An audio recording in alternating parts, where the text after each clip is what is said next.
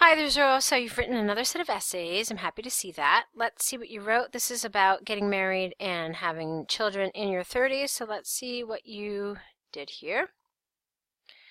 Okay. The issue of whether getting married and giving birth at a younger age or in one's 30s, one's apostrophe S, has been controversial over the last decade. Late marriage and pregnancy are generally received nowadays by the majorities. What do you mean received? Not really.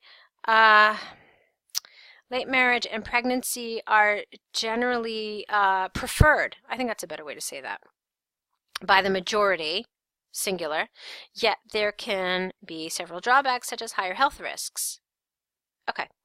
I strongly feel in modern society the advantages far outnumber the downsides. This essay will discuss both sides of the issue using examples from the Japanese government and Harvard University, demonstrate reports, and prove arguments, plural, not one argument, plural.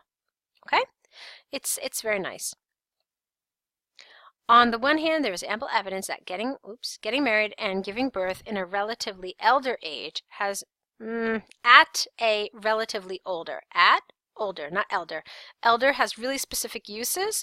My suggestion generally is to avoid it because most people do use it incorrectly. So just say older. You're pretty much always safer if you just say older. Okay, the central reason behind this is twofold. Twofold is one word. Firstly, entering into marriage and being pregnant in the early 30s allows women a significant time to explore their careers, which leads to higher possibilities of being successful. Higher possibilities of being successful.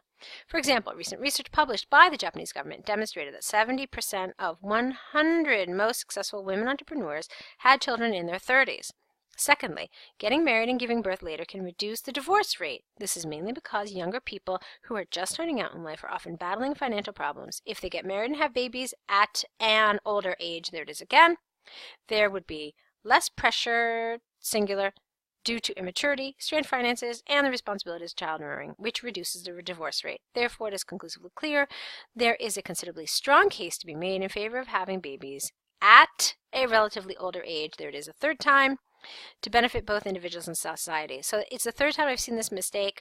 How could you have written it differently to, number one, correct it, obviously, and also to vary your vocabulary a little bit? Okay, so you could have talked about in their 30s or later in life. I mean, there were other ways to say it. So just keep that in mind and try to vary up some of your language, because maybe if it were correct, they wouldn't have noticed it, but because it was incorrect, I counted it 3 times in one paragraph, so try to vary it. On the other hand, people who advocate an early marriage and birth of children, I think is better here, birth of the child. Okay, fine, argue that this would result in a healthier pregnancy. This is largely due to the fact that women's fertility peaks during their 20s and weakens substantially over the age of 32. Besides, studies have shown that women who postpone childbearing to after 35 do face some special risks, including miscarriage, premature delivery, and even stillbirth. However, this issue has been considerably overcome by the advent of modern medical technology. For instance, a recent study from Harvard University illustrated that with the help of medical assistance, there is no observable difference of the healthy baby ratio between the pregnant women's age groups of 25 to 30 and 30 to 35. Consequently, although women's fertility weakens with increasing age, the discrepancies have been lowered with the advanced medical technologies. All right, what about weddings? What about marriage? You talked about birth, and that's great, but I really wanted you to see something about marriage here. You did cover it in the previous paragraph. I really think you should have said something about marriage here as well, okay? Let's see. Yeah, you really should have. All right. I mean, I know that you absolutely developed this really well in terms of the childbirth, but you really should have talked about marriage, okay? And if there are any benefits to getting married younger, at a younger age. All right, let's move on. To conclude from the examples and to conclude from the arguments and examples given, I firmly believe that getting married and giving birth in one's 30s is a positive development in this modern society. Although this development has downsides, including higher health risks, the difference can be neglected with the help of modern technologies. It is predicted with further improvement of technology, most people will marry and give birth at an even higher age. All right, it's fine. Like I said, this is my one issue. You shouldn't have just developed pregnancy here. You should have talked about marriage as well, even if it's just a little bit, but you should have definitely mentioned it. Okay, let's talk about this awful restaurant you went to. Now, one thing I want you to keep in mind is that when you get your exam paper, it's going to say, start your letter, dear, ... Okay? Rarely does it ever say anything like to whom it may concern. You can pretty much guarantee it will tell you how to address your letter. Why am I saying this? Because you should just be aware, look for it, it is there. You're probably not going to write to whom it may concern. It's going to say dear, in which case you could just say dear sir or madam, and then you're fine. Okay, I'm writing to you with regard to the meal I had with my family last night in your restaurant. It was such an unpleasant experience that I would like a full refund. All right, oops, where'd you go? There you are. Okay, that's fine. No, not I have reserved. We use I have when we either don't know when the event happened or if it has some sort of relevance to the present. Neither one is the case here. It's clearly in the past. We know exactly when it happened, so past simple would have been fine. I reserved a table for last night's dinner 3 days before.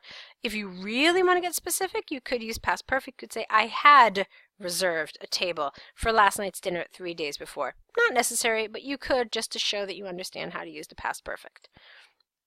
However, when we arrived at your restaurant yesterday, the waiter told us that there had been, there it is, good, perfect, there had been some technical problems with the reservation system and all the records were lost. As a result, we had to wait for half an hour before sitting down and ordering food, singular. To make things worse, it took us another hour to get our dishes served because our order was mistakenly delivered. Where? Elsewhere? It was mistakenly delivered elsewhere is what you should have said here. Although the dishes were fine, all of us were disappointed because the service we received was far from satisfactory. I've eaten in your restaurant over 10 times in the last 2 years. Every experience was pleasant and worth the money except the meal last night. Due to the unnecessary time we wasted in the unsatisfactory service, I suggest that I be given a full refund. Please transfer the funds, plural, into the account supplied. Regards, Leonard Hall. Okay. Excellent. I love it. It's wonderful. But one problem, when you start your letter to a nameless person, so whether it's to whom it may concern or dear sir or madam, you have to finish your letter, not regards, but yours faithfully. It's just one of those conventions of letter writing.